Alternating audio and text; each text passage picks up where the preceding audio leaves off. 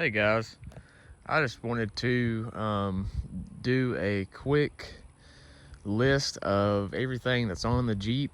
I know we have a video similar to this, but we've had the Jeep about a year now, and I have people ask every now and then, you know, what wheels, what tires, what size this, what do you recommend? So just wanted to do a full run through of the build list and a quick walk around of the Jeep, just for those who may be new to the channel or those who have any questions. So I guess to start with, this is my 2004 Jeep Wrangler TJ model. It's a 5-speed manual, the 4.0 inline 6, all that good stuff. I really wanted the 2004 because I wanted the NV3550 transmission, which was the 5-speed, but the 2004 through 2006 also had the upgraded interior. It may actually have been 03 through 06, but the seats changed, the dash changed, the instrument cluster changed, the steering wheel changed. So that was kind of what I was looking for in a 2004 and I came upon this one. Love the color. The color is light khaki metallic, and we ended up going to get this one in Athens, Alabama, which is near Huntsville, just about a year ago. So, and it had right under 150,000 miles when I got it. Now I think I'm at 163, so we've put about 13,000 on it. It's more than I thought I would put on it in a year, but so far so good. So that's a little bit just about the Jeep in general. I guess we'll get into the build when I got it. May throw a picture up here. When I got it, it was completely stock. So obviously we have put some money into it. And to start, it got a 4.5-inch Rubicon Express short arm kit. That's the lift. No body lift, just suspension lift. It's 4.5 inches. The kit came with shocks, springs, upgraded track bar, lower and upper control arms, upper adjustables, rear track bar relocation brackets, upgraded sway bar disconnects, pretty much everything you need. So do a little zoom in on the kit here. There's the spring, the shock. Opted for the Bilsteins. There's your adjustable upper, and then your lower, which is already beat to hell. So that's pretty much what the lift consists of. Pretty simple. So with the lift, we did a 35-1250 R17 Nitto Trail Grappler. My favorite tire. You see how obviously this is not a daily driver, but they're still wearing really well for being beaten on off-road. So the Trail Grappler has a reputation of being one of the toughest tires you can get. It airs up and down really well without some tires, when you air down, you kind of get a fold somewhere in here. These air down and perform really well without getting a little seam right there when you're running, you know, 10 psi. So the tires, again, I'm gonna show you right here, is a 35-1250 R17 Nitto Trail Grappler, and they've got maybe 8,000 to 10,000 miles on them now, and they're still doing really well. So happy with those. So that's the lift and the tires. Now with the lift and tires came a re-gear. So we went with 456 G2 ring and pinion in the front and the rear. So with the 35s, we re-geared to a 456. Now yes, this Jeep, unfortunately, the weak spot is that I'm running the factory Dana 35 in the rear and the factory Dana 30 in the front. With the gears, we did the diff cover, obviously, too, just for looks. Little bit of, you know, rigidity added with the upgrade, but it's mostly for looks. So the Dana 30 isn't the end of the world. Talk about that more towards the end of the video, what we plan to do with that. And then the Dana 35 is eventually going to get completely swapped out because from what I've heard, it's pretty much a toothpick. Pretty easy to snap. So that's the lift, the tires, and the re-gear. And that was the first thing we did to the Jeep. So when we got the Jeep back from the shop, getting the re-gear done and the tires mounted and balanced. Oh, excuse me, I almost forgot the wheels. I get a lot of questions on these wheels, and I think these are probably the most popular Jeep wheel right now to run. It's the Method 305 NV. It's a pretty popular setup. Pretty tough looking wheel. This one's a 17 by 8.5, I think, or 17 by 9 in the matte black.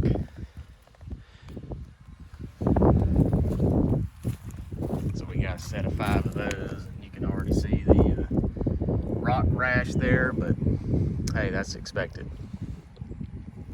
So 17 by 8.5 Method 305 NVs on a 35 by 1250 trail grappler is wheels and tires. So next, when we got the Jeep back from the shop, I think the next thing I did was the front bumper and the winch. This is a Fishbone Off-Road Piranha Series front bumper with the winch guard. Wanted just a little bit of protection in front of this warn. It's a really lightweight bumper, which is what I wanted. I don't want anything hanging out in front of the tire or weighing the front of the Jeep down and digging into a bank. So I'm really happy with the bumper so far. And this is a Warn VR Evo 8S, which is 8,000 pound synthetic. The synthetic rope cannot be beaten. I used to run, you know, metal cable on everything and cut my hands open and all that. So highly recommend the upgrade for the synthetic line. So much easier to deal with, especially when you're in a pinch in the trail. So there's the front bumper and the winch. Around back, I get asked a good bit what this bumper is, and I have no earthly idea what it is. It was on the Jeep when I got it. Obviously it had a normal size spare on it at the time, not this 35, but it holds it fine. It looks decent. Don't really have any plans of getting rid of it unless it starts acting up on me, but wish I knew what brand it was, but unfortunately I don't. Smittybilt makes a budget one that I would probably replace it with if I ever have any problems. I'm not too picky on my rear bumper. So next, I guess we can talk about one of the more recent upgrades. We did the Curry Correct Link steering, which is upgraded drag link and upgraded tie rod. Comes with all new fittings and tie rod ends and everything. And I did a Fox steering stabilizer with it. Did the steering install myself. Wasn't really that bad. You either need to have an alignment done or have the tools to do a toe alignment at the house. But I'm really happy with this steering so far. You can see just how beefy this tie rod is compared to the factory. That was highly needed.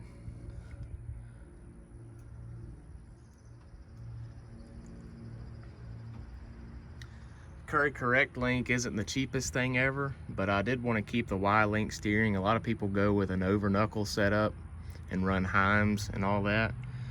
I wanted to really keep the factory steering. I like the way it feels.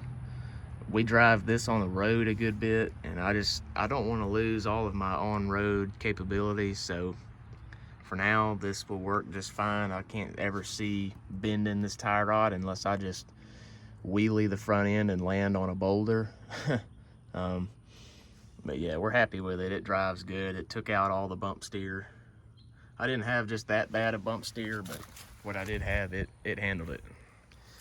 We also did the rigid 3-inch D-series pods. Those are for night rides, obviously, which we haven't done a bunch of, but they are ultra bright. And the switch was really cool. I think I mentioned it in a previous video. There's the switch right there, spotters. I thought that was pretty neat how they made that look factory. We're gonna be doing a switch right next to it, made by the same company, when we do a front locker. I like keeping the interior fairly stock and clean looking. See, there's our mileage, 163,087. So I guess while we're in here, really nothing done. It's all stock. There's your 5-speed, looks really good. We did put some Quadratech mats in here. Really like those. Every now and then some water will somehow get in here and it just ponds up in the mat and you can dump it out. Really, I don't think I've done anything else on the interior. Like I said, I like keeping it pretty stock.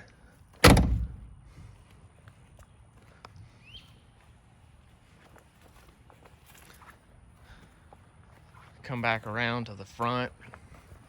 We did do a headlight upgrade. These are truck light LEDs. And I sprayed the headlight bezels with bed liner.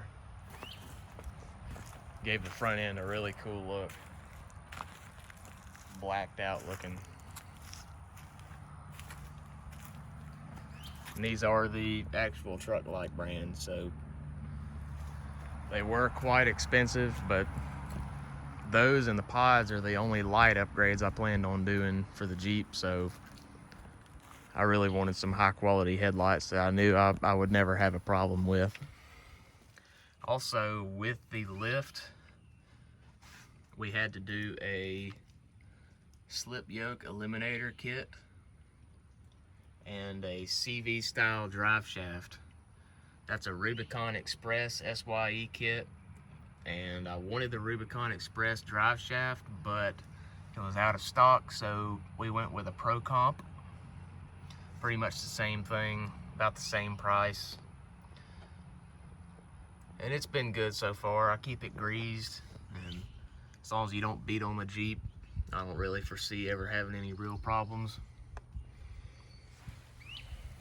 The purpose of an SYE is to correct the rear driveline angle on these TJs when you go over, probably over 3 inches is when I would consider doing it.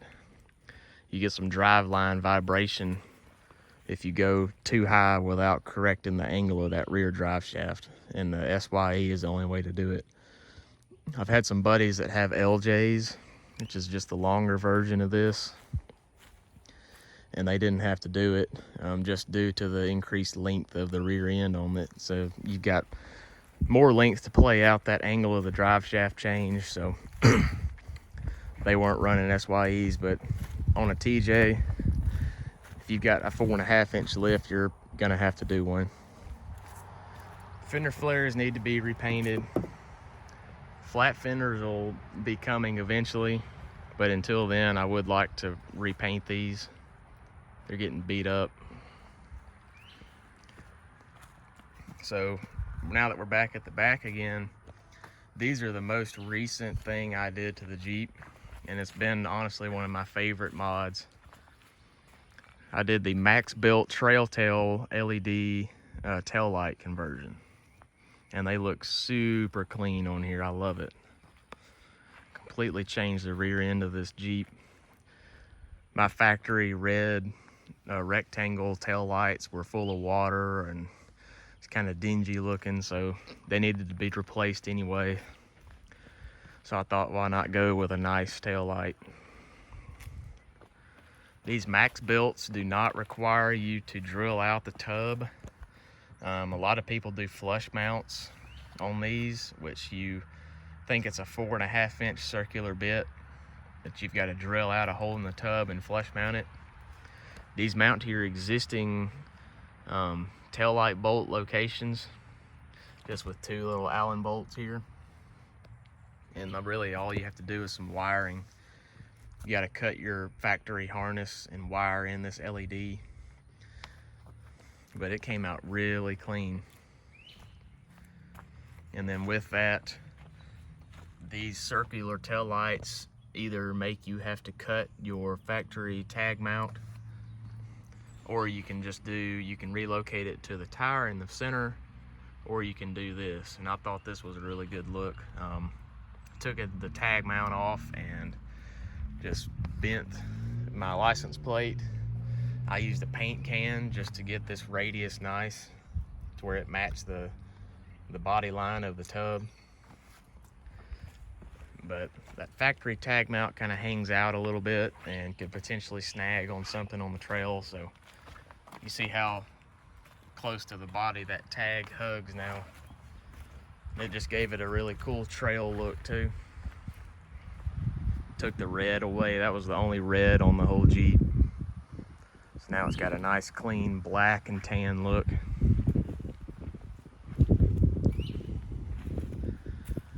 So lastly, I guess we can talk about this little brief top I got from Smittybilt. I think it's just called the Smittybilt Extended Top. I have a factory tan hard top, and I wanted something just to run in the summertime, just for pop-up showers and everything. You have to install a header bar right here if you have a soft top, or excuse me, if you have a factory hard top, you have to take the hard top off and install a Smittybilt header bar to fit this little brief top. But I think the header bar and the top was right around $100. So easily worth it. And you see the coverage on this. Pretty well covers the back seat. And then front, especially with the doors on, you're not getting wet at all. So really happy with this top. Looks good. Had no issues installing. I think it's just what we need for the summertime to keep some of the heat off of you, and in the case of a pop-up shower, it'll keep you fairly dry. One more thing I just thought of. I know we have a separate video, but we also did a Magnaflow catback exhaust system with an axle dump. Sounds really nice. Got rid of that factory tailpipe running all over the axle back there. Fairly easy install. Like I said, we've got a video on that if you want to go watch how we installed that. And that's about it. I know that was a lengthy walk around, but we've had a lot done and done a lot ourselves to the Jeep over the past year. Also wanted to briefly thank all of you guys for the views, and those of you who have subscribed to the channel. You don't realize how much that's helping us out.